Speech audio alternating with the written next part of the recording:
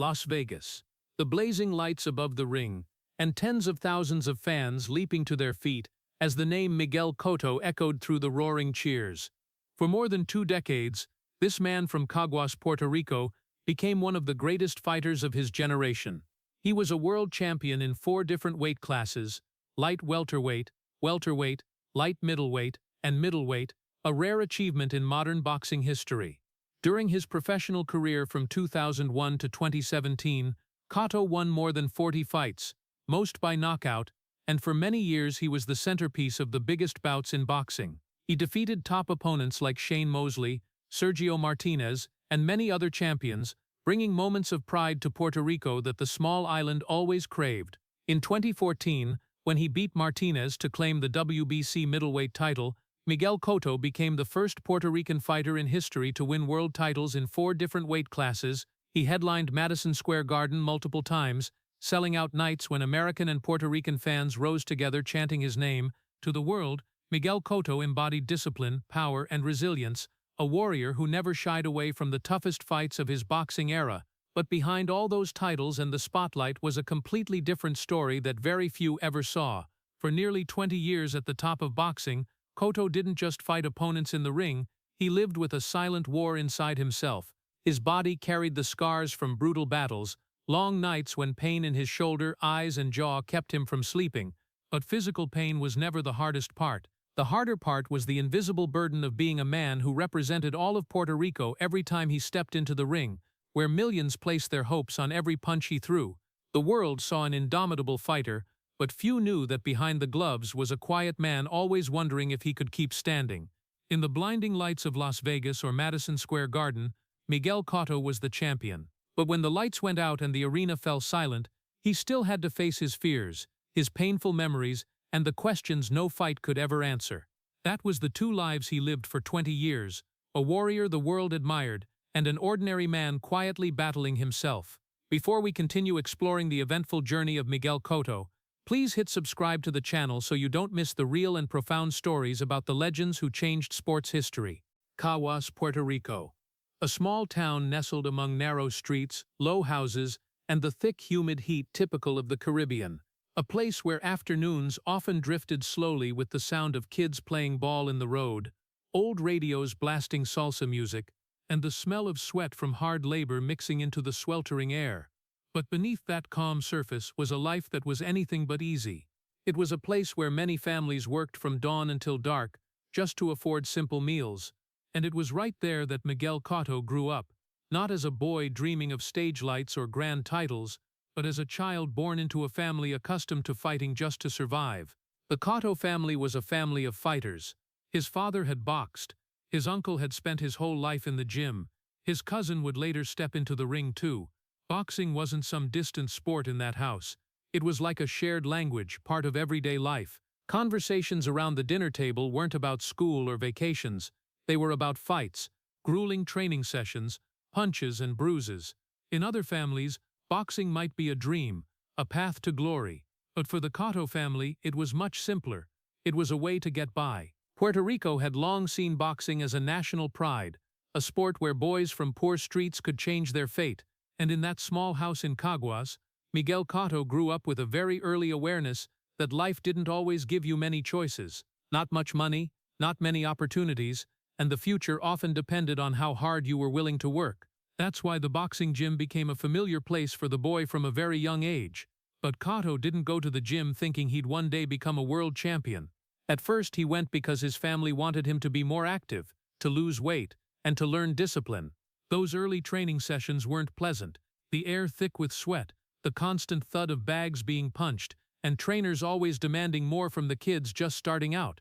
There were days Cotto came home with aching hands and exhausted legs, but in a boxing family, no one talked about quitting. You trained, you endured, and the next day you went back to the gym. Gradually the gym stopped feeling foreign. It became the place Cotto felt most at home. The place where the sound of punches on the bag echoed like the heartbeat of his own life. The place where a quiet boy could find a different language to express himself. A language that didn't need words, only persistence and strength. But even as boxing started becoming part of his life, it still wasn't a dream. It was more like a path he was walking because of family. because of circumstance, and because few other roads opened up ahead. In those early years, Miguel Cotto was still just a boy growing up amid the familiar hardships of working-class life. He saw his father and the men in his family labor hard every day. He understood that money didn't come easy and that the future didn't arrive on its own unless you fought for it. So every training session, every drop of sweat hitting the gym floor carried a different meaning. It wasn't the first step toward glory. It was a small effort to break out of the cycle of poverty. And though no one could have imagined the future waiting ahead back then, those long afternoons in the small gym in Caguas were quietly building something. Not an instant star, not a celebrated legend, but the foundation for a man who would learn to endure pain, rise after failure, and keep fighting even when the world wasn't watching. In those early years of his life, Miguel Cotto didn't yet know that boxing would take him around the world. He only knew that each punch into the bag was a small step toward a better life for his family. And sometimes, it's exactly those simple beginnings that mark the start of the greatest stories in a life.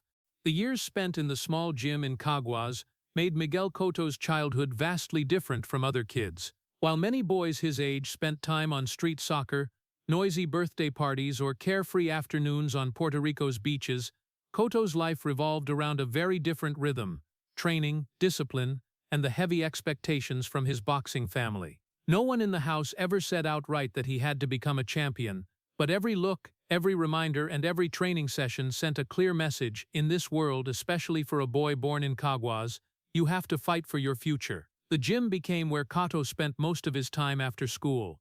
In the sweltering afternoons, he stepped into the room thick with the smell of leather gloves and sweat, where the non-stop thud of bags being punched echoed like the drumbeat of an endless war. There was no loud music or flashy cheers, just strict trainers, young fighters grinding away, and an atmosphere that made anyone who walked in understand that boxing wasn't a game. It was sacrifice.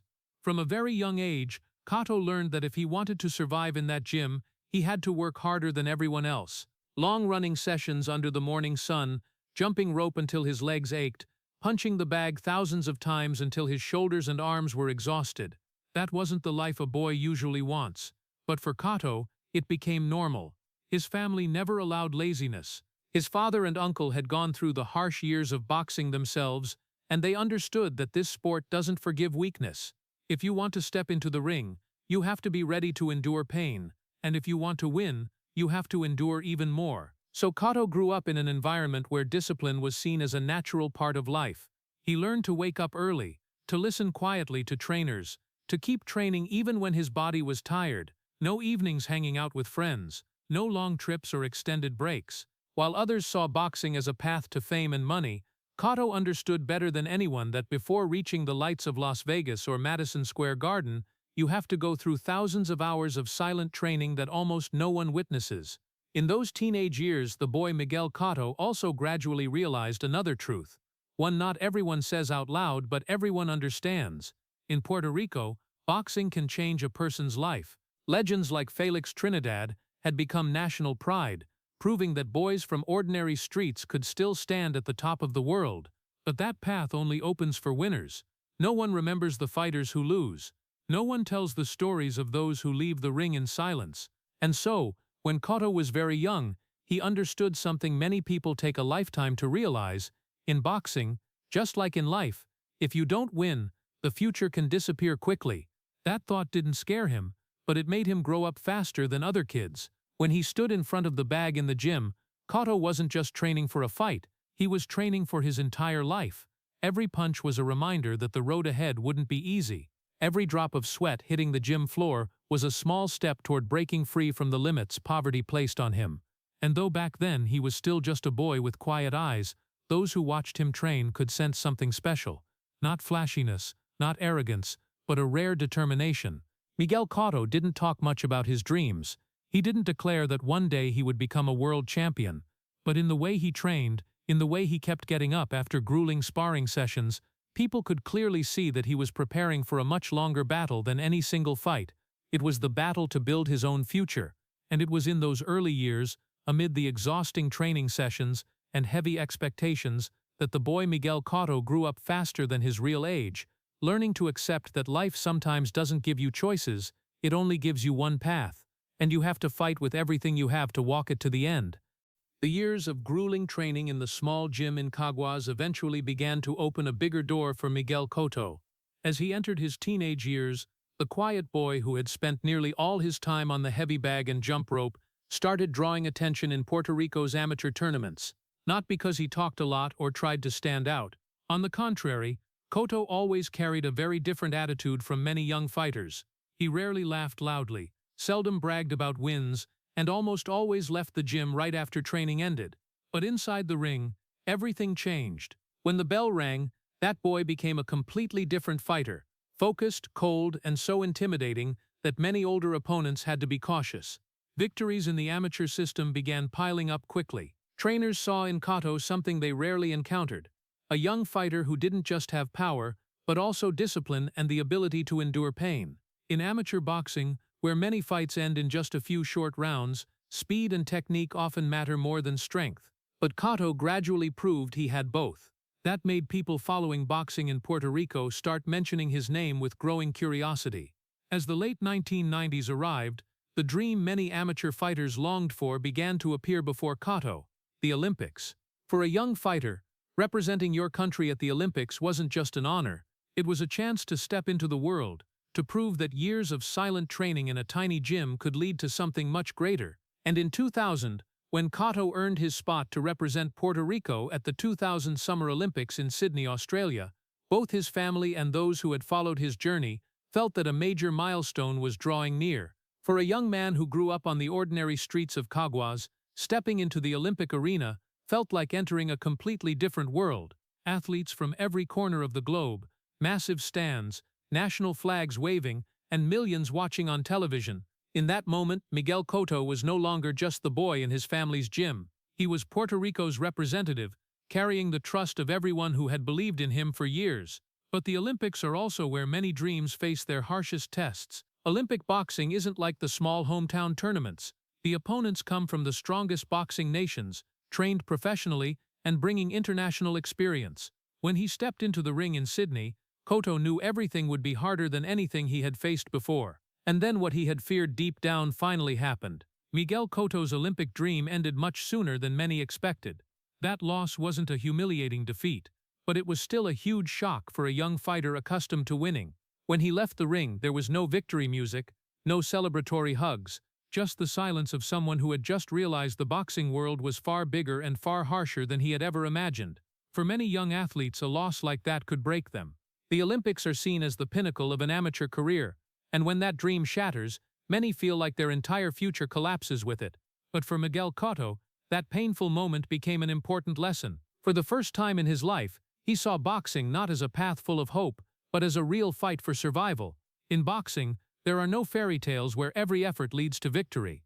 There are nights when you step into the ring with all your preparation, all your belief, but still leave in defeat. What matters isn't avoiding failure, it's learning how to get back up after it. When he returned from Sydney, Miguel Cotto didn't bring home a medal, but he brought something else: maturity. The Olympic loss made him understand that if he wanted to survive in boxing, he had to be stronger, more disciplined, and ready to sacrifice even more. It also made him start thinking about the next step in his life. Amateur boxing had taken him to the Olympics, but the road ahead might lie somewhere else. Professional boxing, where every fight isn't just about honor, but about making a living. And in the days after the Olympics, when he returned to the familiar gym in Puerto Rico, the punches into the bag rang out stronger than before, not out of anger, but because he had learned something the Olympics taught him. Boxing isn't a romantic dream, it's a real war. And if he wanted to survive in that war, Miguel Cotto would have to become a fighter even stronger than anyone had ever imagined. The failure at the Olympics was not the end of Miguel Cotto's dream. On the contrary, it was like a door closing to force him to step onto a different path. Harsher but also much broader: professional boxing. When he returned from Sydney in 2000, Cotto didn't talk much about what had happened. Those close to him all knew he wasn't the type to explain or complain. He just went back to the gym in Puerto Rico, kept running in the mornings, kept doing long sparring sessions, and kept training with the same familiar silence. But there was a change in his eyes. The Olympic loss had taught him one important thing: if he wanted to survive in the boxing world, he had to become stronger, more ruthless, and more patient than any opponent. In 2001, Miguel Cotto officially entered professional boxing. There was no flashy debut, no grand statements to the media. His first fight was simple, like many young fighters, in front of a not-too-large crowd, where the audience was mostly local boxing fans. But right from the early rounds, those watching the fight could tell that the kid from Caguas carried a different style. Cotto wasn't a fighter who liked to show off. He didn't dance around the ring, didn't try to draw attention from the crowd. His style was simple but terrifying. Move forward, apply pressure, and relentlessly attack the opponent's body. Cotto's body shots quickly became his signature. In boxing, body punches don't always draw the same cheers as head knockouts, but every fighter who faced Cotto understood their power clearly. Each hook to the ribs, each punch to the liver, was like a silent hammer weakening the opponent over time. Cotto didn't need to finish fights in seconds. He patiently broke opponents down bit by bit until they could no longer stand. That style made many in the boxing world start paying attention to him. His early professional fights ended in consecutive victories. Not always easy wins, but almost every fight showed the same image: a young fighter advancing relentlessly, pressuring opponents until they could barely breathe. That winning streak quickly spread the name Miguel Cotto throughout the boxing community. Promoters began putting him in bigger fights. Fans started remembering his cold fighting style. But what surprised people the most wasn't the wins. It was how Cotto handled the attention they brought. While many young fighters enjoyed the media spotlight, appeared on TV shows, and talked about the fame coming their way, Cotto did the opposite. After every fight, he usually left the ring quickly, answered a few short questions, then disappeared from the lights. No post-fight parties, no provocative statements aimed at future opponents. People who knew him said Cotto's life barely changed. He still spent most of his time in the gym, still lived close to his family, and still kept his habit of staying away from noisy places. For him, boxing wasn't a stage to build an image. It was work, and his job was to fight. That made many in the boxing world start calling him by a special name: Quiet Killer, the Silent Destroyer, because Cotto didn't need to talk much to make opponents nervous. His fighting style said it all. In the early years of his professional career, his win count rose quickly. Each victory brought another step up the rankings. Analysts began mentioning him as one of the most promising young talents in Puerto Rican boxing. But even as his career took off, Cotto kept an almost icy attitude toward fame. For many fighters, becoming the center of attention was the reward for years of training. But for Miguel Cotto, the spotlight was never the goal. His goal was always simple: step into the ring, fight with everything he had, and leave. After every fight, while fans were still talking about his brutal body shots, Cotto had usually already left the arena. He returned to normal life, to his family, and to the gym where the next day he would start training all over again. That silence made his journey special. In a sport full of big personalities and loud trash talk, Miguel Cotto chose a different path. He let his gloves do the talking, and fight by fight, body shot by body shot, that quiet killer was silently moving closer to the peaks the boxing world hadn't yet realized. The consecutive victories in the early years of his professional career didn't just spread Miguel Cotto's name throughout the boxing world. They also began placing on his shoulders something no young fighter in Puerto Rico could avoid: the expectations of an entire nation. Puerto Rico isn't a large country in size or population, but in the world of boxing, this island has long been seen as one of the greatest cradles of legendary warriors. To the people there, boxing isn't just a sport, it's national pride, the place where boys from ordinary streets can step into the ring and make the whole world listen. For many decades, names like Wilfredo Gomez, Carlos Ortiz, and especially Felix Trinidad became symbols of national pride. When Felix Trinidad stepped into the ring, Puerto Rico almost held its breath. Bars, living rooms, and small plazas across the island turned on televisions to watch the fights. Trinidad wasn't just a fighter, he was a symbol of Puerto Rican strength, the man who raised the red, white, and blue flag of the island high in international boxing. But in boxing, just like in life, every generation eventually has to step aside for the next. As Trinidad gradually moved past his peak, Puerto Rican fans began asking, who would be the successor? Who would carry the island's pride into the next battles? And then the name Miguel Cotto started appearing in those conversations. At first it was just curiosity, a young fighter winning consistently, with a powerful fighting style and coming straight from Puerto Rico. But the more they watched Cotto fight, the more people began to realize he wasn't just a talented boxer. He had something that great warriors often possess: a cold determination in his eyes, the silence of a man who didn't need words to prove himself. And so, fight after fight, the expectations grew. Cotto's matches no longer just drew crowds to the arena. People in Puerto Rico began gathering in front of television screens to watch him fight, just like they once did for Trinidad. To many, Miguel Cotto wasn't just a rising fighter, he was the next hope of the island. But the expectations of a nation aren't easy to carry. Every time he stepped into the ring, Cotto wasn't just facing the opponent in front of him, he carried the eyes of millions watching from back home. In boxing, pressure always exists, but when you represent an entire island, that pressure becomes much heavier. A win can bring joy to millions, but a loss can leave an entire country silent. What's special is that Miguel Cotto rarely spoke about that pressure. He didn't appear in the media to say he was carrying the nation's honor. He didn't declare he would become Trinidad's successor. Instead, he kept doing what he had done since he was a boy in the Caguas gym: train and fight. But those who understood boxing knew that pressure was always there. Every Cotto fight wasn't just a fight. It was a story the entire island was following. When he stepped into Madison Square Garden, the place considered the second home for Puerto Rican fighters in the United States, the stands were often filled with red, white, and blue flags. Cheers in Spanish rang out from every corner of the arena. In those moments, Miguel Cotto was no longer just an individual. He became the representative of an entire community, of Puerto Ricans living on the island homeland, as well as in New York, Florida, or anywhere in the United States. That made every punch he threw carry a different meaning. When Cotto pressed forward with his signature body shots, it wasn't just boxing strategy.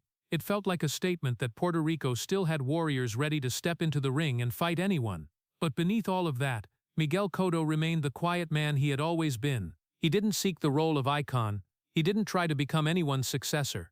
But in boxing, sometimes you don't have to claim that role yourself. Just step into the ring and fight long enough, strong enough, and the world will place it on your shoulders. And for Miguel Cotto, that burden became clearer with every victory. Because in Puerto Rico, boxing isn't just a fight, it's the honor of an entire island.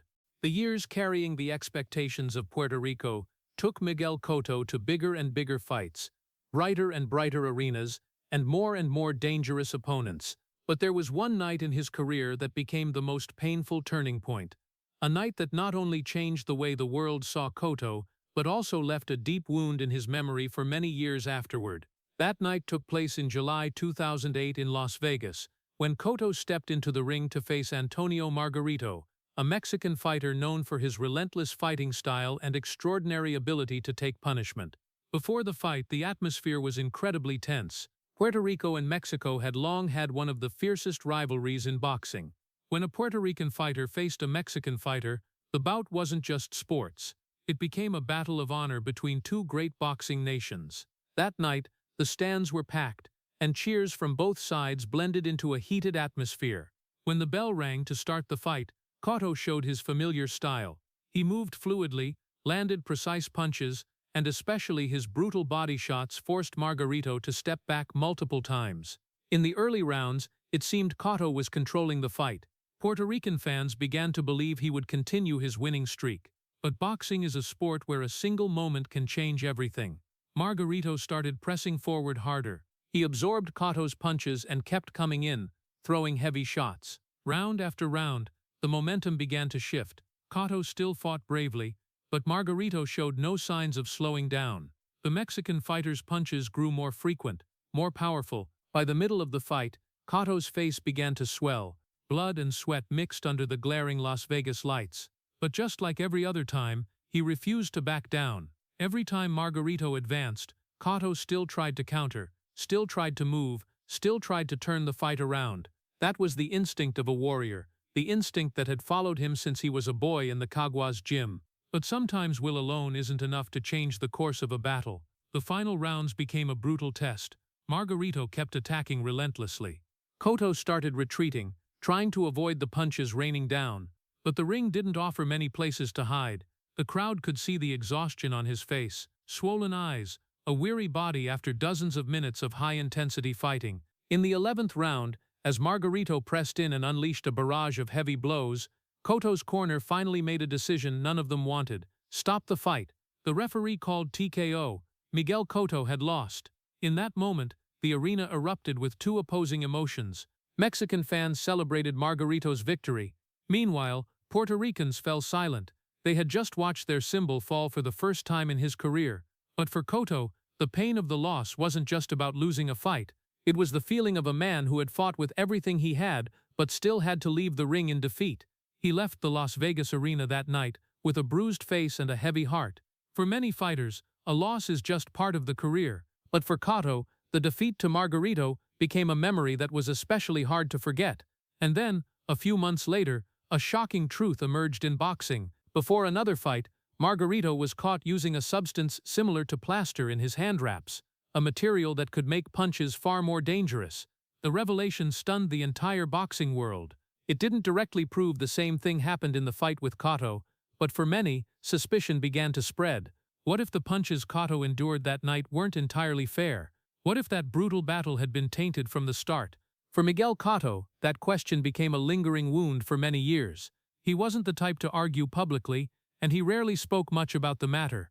But those who knew him understood that loss wasn't just a sporting defeat. It felt like a betrayal. A warrior stepping into the ring believing both sides followed the same rules. But if that trust is broken, the fight is no longer fair. And so that night in Las Vegas in 2008 became a memory Miguel Cotto could never fully forget. Not just because he lost the fight, but because it was the night a warrior realized that in boxing, sometimes the most dangerous enemy isn't only standing across the ring.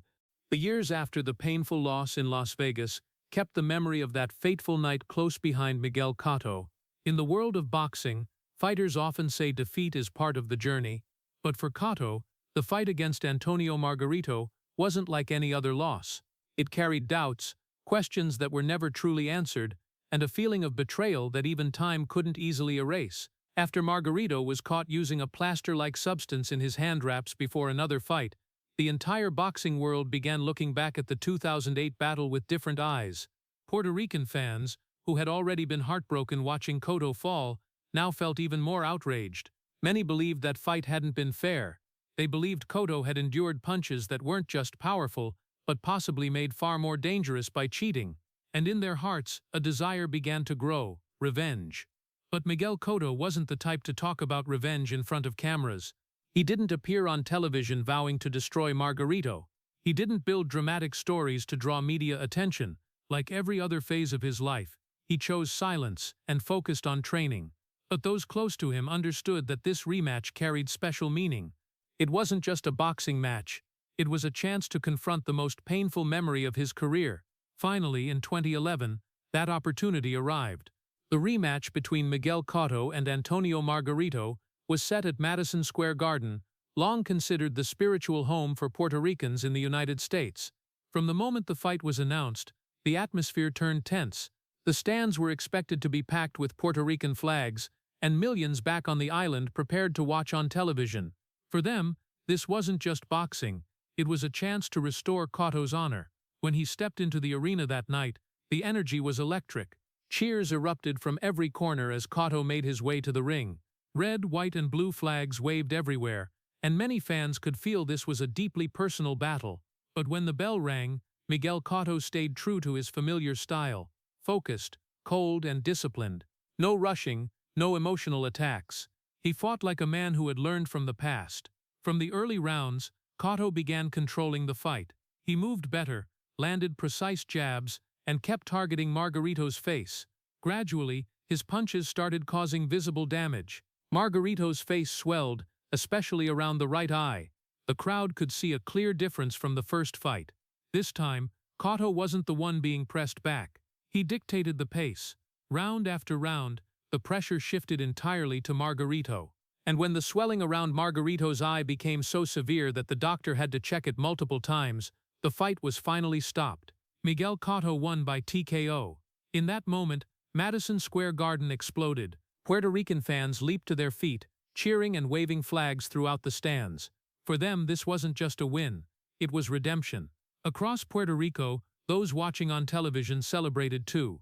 Many felt justice had finally been served. But for Miguel Cotto, that victory carried far more complex emotions. Standing in the center of the ring, hearing the roar of tens of thousands, he didn't celebrate wildly like many fighters do. He raised his hand, thanked the crowd, but his face kept its familiar calm, because deep inside, he understood something few people say out loud. A win can change the result of a fight, but it can't erase the memory of the past.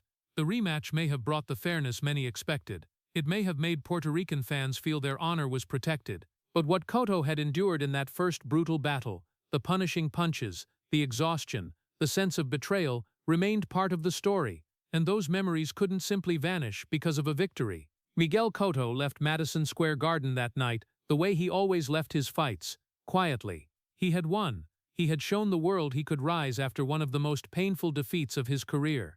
But sometimes, a warrior's deepest scars aren't on the body. They're in the memory, where even victory can't fully heal them.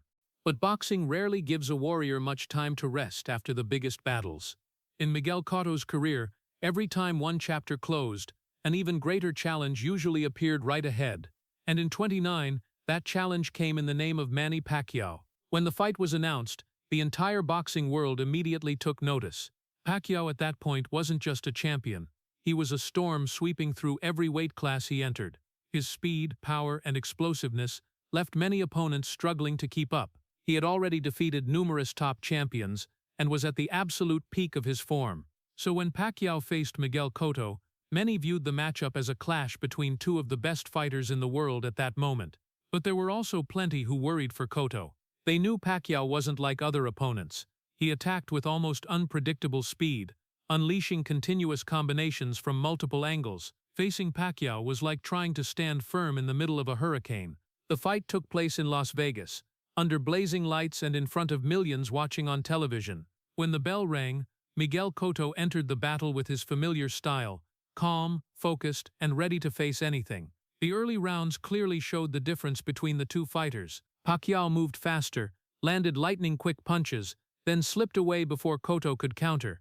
But Cotto refused to back down. He tried to close the distance, looking to bring the fight into range where his body shots could take effect. However, Pacquiao's speed made everything difficult. Just in the third round, Pacquiao unleashed a rapid flurry that dropped Cotto for the first time. The crowd erupted. But Cotto got up. He took a deep breath, wiped the blood from his face, and kept fighting. In boxing, a knockdown doesn't always end a fight, and Miguel Cotto wasn't the type of fighter to quit easily. But the storm named Pacquiao kept coming. The following rounds became a brutal test for Cotto. Pacquiao continued throwing fast, accurate combinations. In the fourth round, another attack sent Cotto down again. Once more, he rose. But the crowd could clearly see the fight was becoming extremely difficult. As the battle wore on, Cotto's face began to change.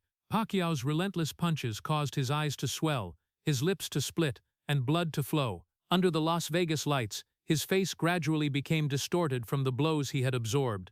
But what stunned many people wasn't Pacquiao's punches. It was the fact that Cotto kept standing. Every time Pacquiao rushed forward with terrifying speed, Cotto still tried to counter. Every time he was driven back to the ropes, he still found ways to move and avoid the next shots.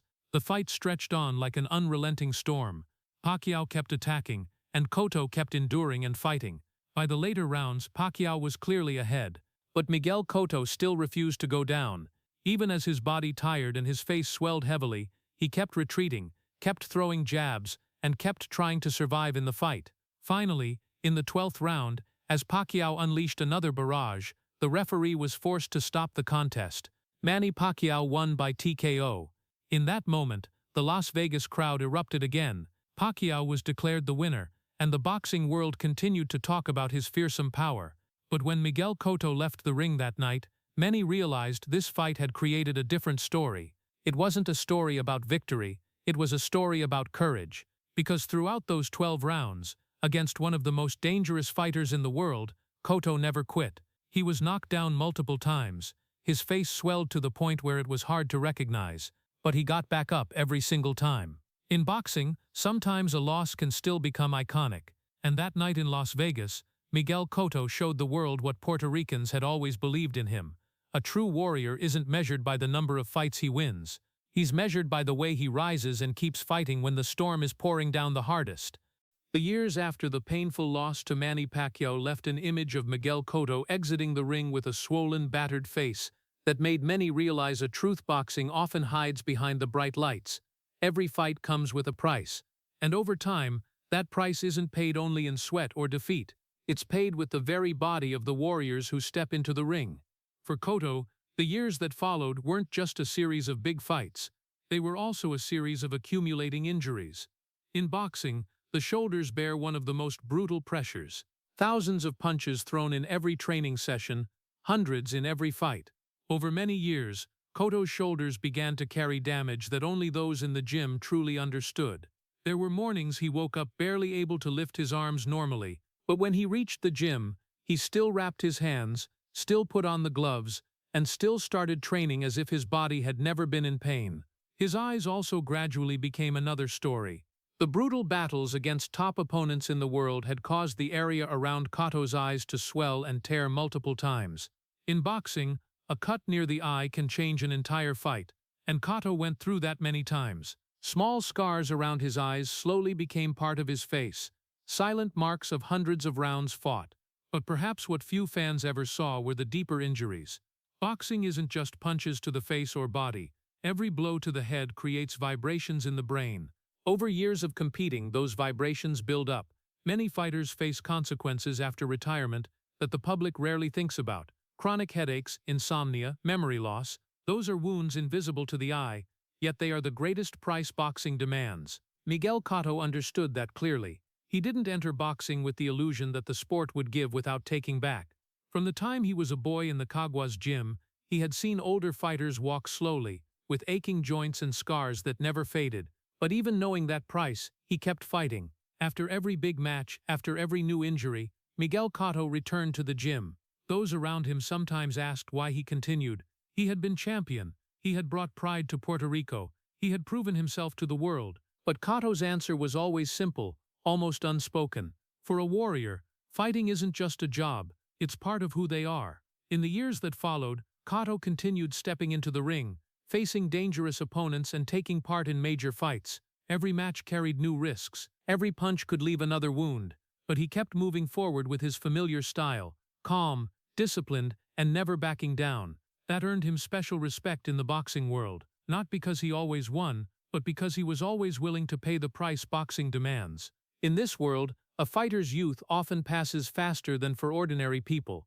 When many are just starting to build careers, fighters have already gone through hundreds of rounds. When many are still healthy, their bodies already carry the marks of thousands of punches. Miguel Cotto was no exception. Boxing took many things from him: carefree years of youth, the peace of an uninjured body, and sometimes even full nights of sleep. But in return, it gave him something not everyone gets: the chance to become a true warrior. And so, even as his body bore more and more damage, Cotto kept stepping into the ring, not because he didn't understand the price, but because he understood better than anyone that this is exactly what warriors do. The years of relentless fighting, accumulating injuries, and brutal battles seemed to take a tremendous toll on Miguel Cotto's body. But sometimes, in a warrior's journey, the most exhausting periods open the door to the most glorious moments.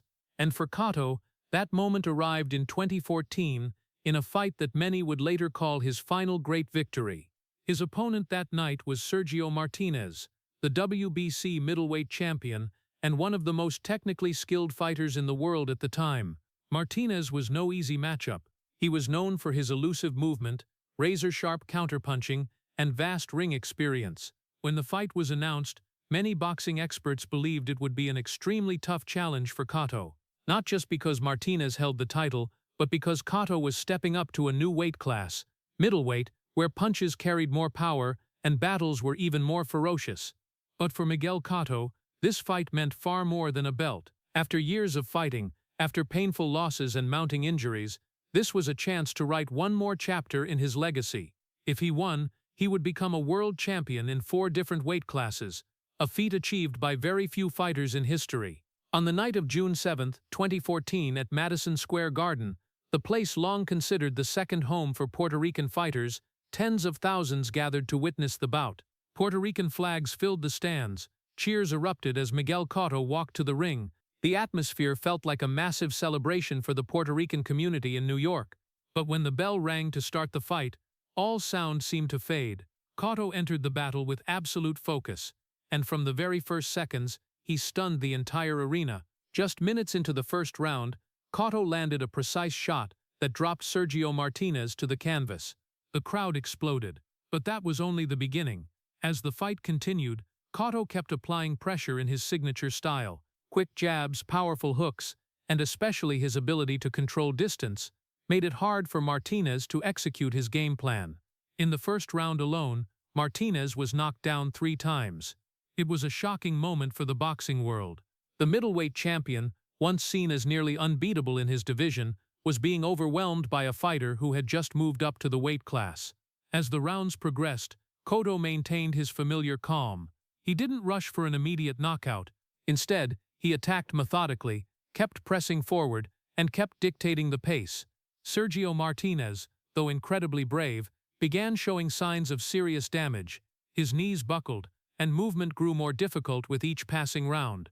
By the end of the 9th round, Martinez's corner was forced to make a painful decision. They stopped the fight. Miguel Cotto won by TKO. In that instant, Madison Square Garden nearly erupted. Thousands of Puerto Rican flags waved. Fans leaped to their feet, cheering and chanting his name. For them, this wasn't just a victory, it was redemption. Across Puerto Rico, those watching on television celebrated too. Many felt that history had been made, but for Miguel Cotto, that triumph carried far more complex emotions. Standing in the center of the ring, hearing the roar of tens of thousands, he didn't celebrate wildly. He raised his hand to acknowledge the crowd, hugged his team, and thanked the fans who had supported him for so many years. Under the bright lights of Madison Square Garden, Miguel Cotto was no longer just a champion.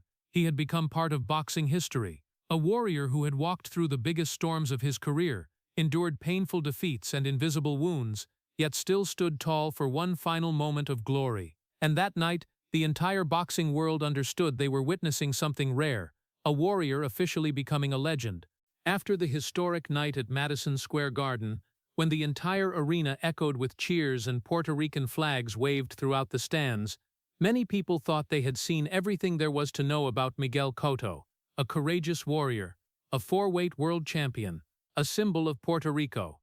But like so many other chapters in his life, the image the world saw was only part of the story, because when the ring lights went out, when the roar of the crowd faded away, Miguel Cotto returned to a completely different life, one that very few people truly understood. Throughout his career, Cotto was always known as one of the most private fighters in boxing.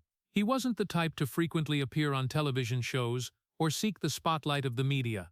While many fighters built their image through controversies, shocking statements, or noisy personal stories, Cotto almost always stayed away from all of that. For him, the ring was the only place he needed to prove himself. The rest of his life should remain private. A major part of that private life began with the woman who stood by his side for many years, Melissa Guzman. When Miguel Cotto stepped into the ring in front of tens of thousands of spectators, Melissa often stood quietly in the arena, watching every round with the anxiety only a fighter's loved ones can understand.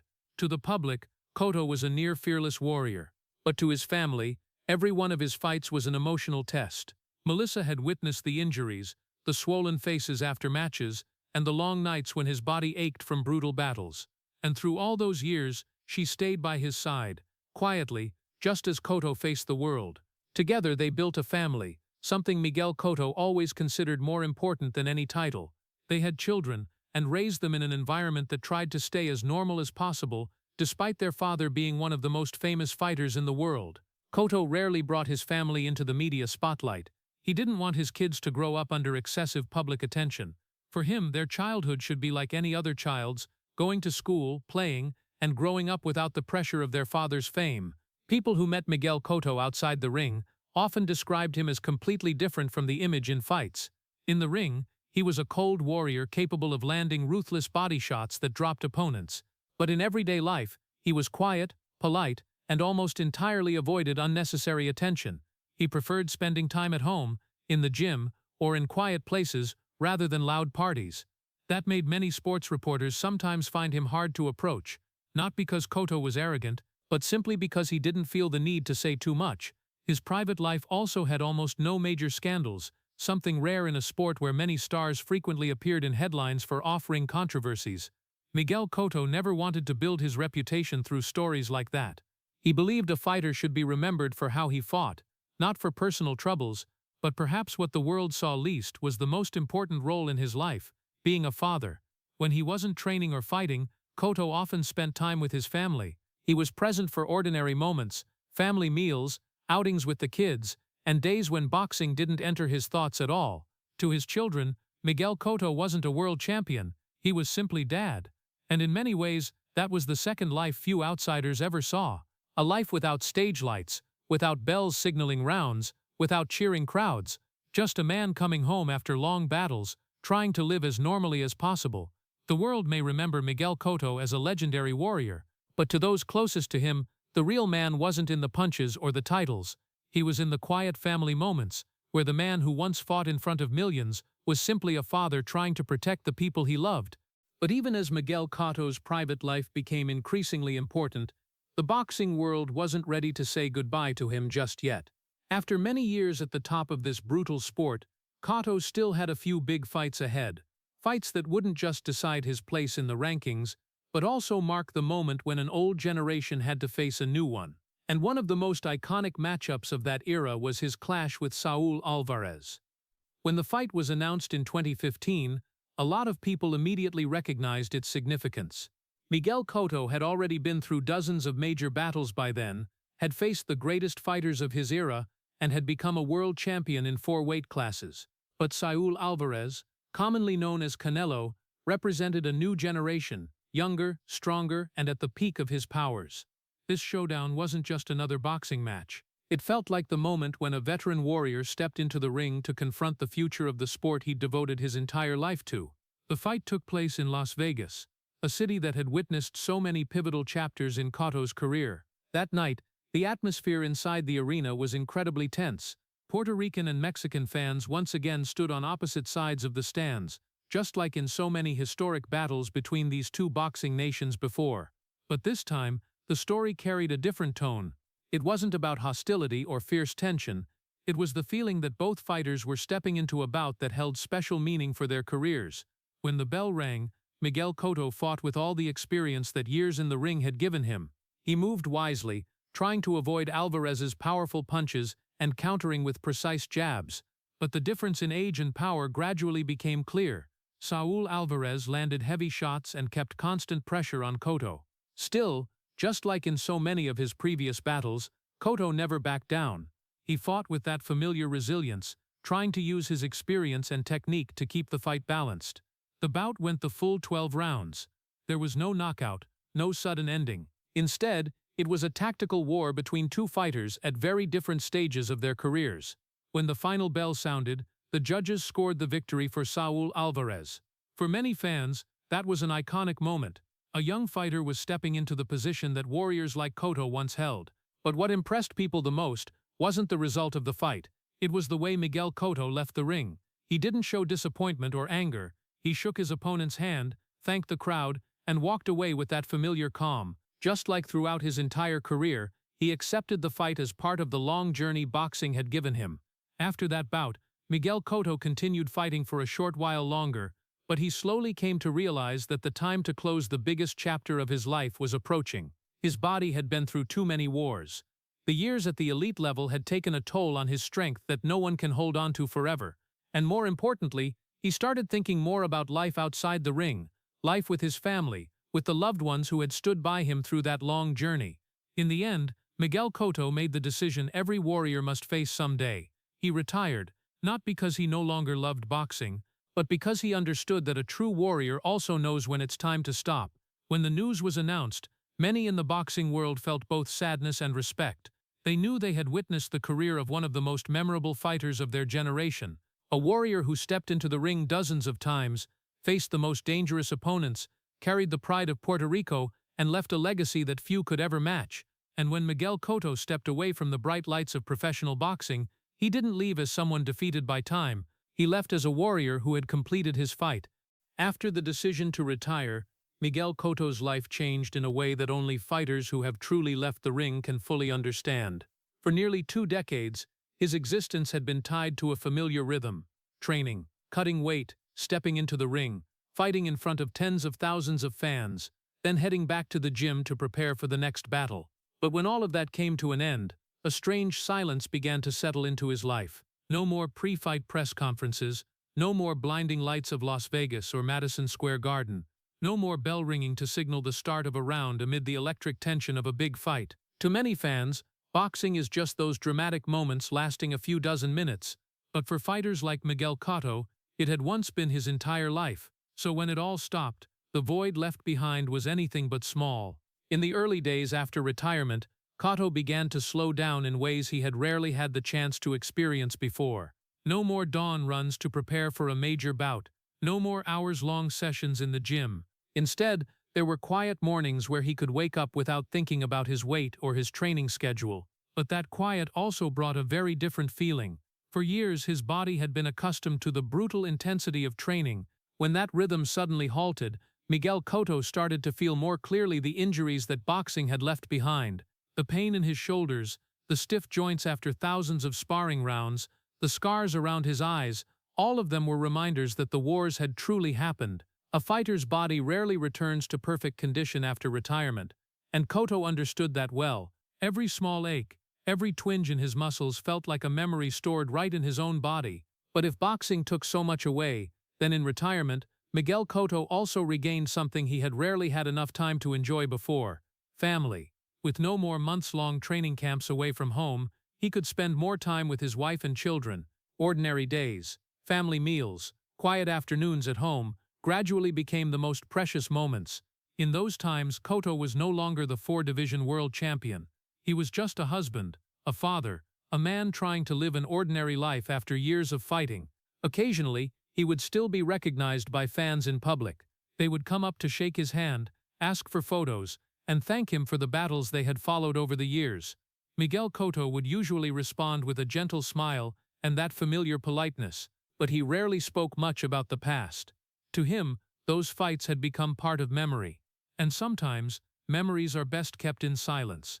There were evenings when Cotto would sit quietly, reflecting on the journey he had traveled, from a boy in a small gym in Caguas, to the bright lights of Las Vegas and New York nights, to the brutal clashes with the greatest fighters in the world. Each fight was like a chapter in the book of his life. Some chapters full of glory, some more painful, but all of them helped shape the man he became. And in the quiet of the years after retirement, Miguel Cotto began to understand that his greatest victory wasn't just in the titles or the legendary bouts. It was in having survived all those wars. Not every fighter gets the chance to leave boxing and start a new life, but Cotto did. So when the ring lights went out, when the roar of the crowd became only a distant memory, Miguel Cotto's life didn't really end. It simply moved into another chapter, one that is quieter, where there are no more battles, only family, long memories, and a body carrying the marks of hundreds of fights that have passed. The quiet years after leaving the ring allowed Miguel Cotto to look back on the entire journey he had traveled. From a boy in a small gym in Caguas to the bright lights of Las Vegas and Madison Square Garden, from resounding victories to battles that left his body and mind nearly exhausted. When looking back at it all, many people often say that Miguel Cotto lived two lives. But the truth of those two lives isn't some dark secret. It isn't scandal. It isn't guilt that the world never knew about. Miguel Cotto never lived one fake life in public and another in the shadows. Instead, his double life was far deeper and quieter than that. The first life was the one the whole world saw. It was the image of a warrior stepping into the ring with cold eyes, unleashing ruthless body shots and fighting the most dangerous opponents of his era. The world saw a four-division world champion. They saw historic battles, nights when tens of thousands of fans rose to their feet cheering as Cotto raised the Puerto Rican flag high. They saw the titles, the championship belts, and the moments when his name was mentioned as one of the greatest fighters of his generation. But that was only half the story. The second life of Miguel Cotto was the one few people saw. It was the man stepping down from the ring after the crowd had left, with a swollen face and an aching body after a 12-round war. It was the husband and father returning home after months of training away from his family. It was the man facing the lingering pain in his shoulders, his eyes, in joints that had endured thousands of punches. And sometimes, it was the man carrying fears that a warrior rarely admits to the world. The fear that one mistimed punch could end it all. The fear that his body might one day no longer have the strength to keep fighting. The fear that he might fail in front of millions who placed their trust in him. But Miguel Cotto never let those fears stop him from stepping into the ring. That was exactly what set him apart from a good fighter and made him a true warrior. A good fighter can win many fights, but a true warrior is the one who still steps into battle even when he knows he might get hurt. Throughout 20 years in the world of professional boxing, Miguel Cotto lived between those two realities. On one side were the lights, the fame, and the admiration of millions. On the other were the silence, the wounds, and the fears that only he truly understood. And it was the parallel existence of those two lives that shaped the man Miguel Cotto became. When fans remember him, they often recall the powerful punches, the big battles, and the championship belts. But his true legacy isn't just in those titles. It lies in the way he faced every challenge, from crushing defeats and brutal wars to the pressure of an entire nation resting on his shoulders. Miguel Cotto didn't become a legend just because he won. He became a legend because he endured everything boxing demanded without ever losing his true self.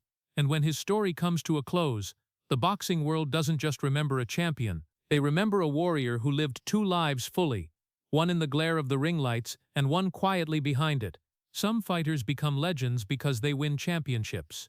Miguel Cotto became a legend because he endured everything the world never saw. The story of Miguel Cotto inspires both admiration and a sense of heartache when looking back at the price a person has to pay to become an icon. The world usually only remembers the glorious moments. That historic night at Madison Square Garden when he defeated Sergio Martinez to become a four-division world champion, or the victories that sent the Puerto Rican flag waving amid tens of thousands of cheering fans. But when you look deeper into the story, you see that behind those lights was a journey filled with pain. We see a boy growing up in a poor gym in Caguas, carrying the pressure to escape poverty through boxing.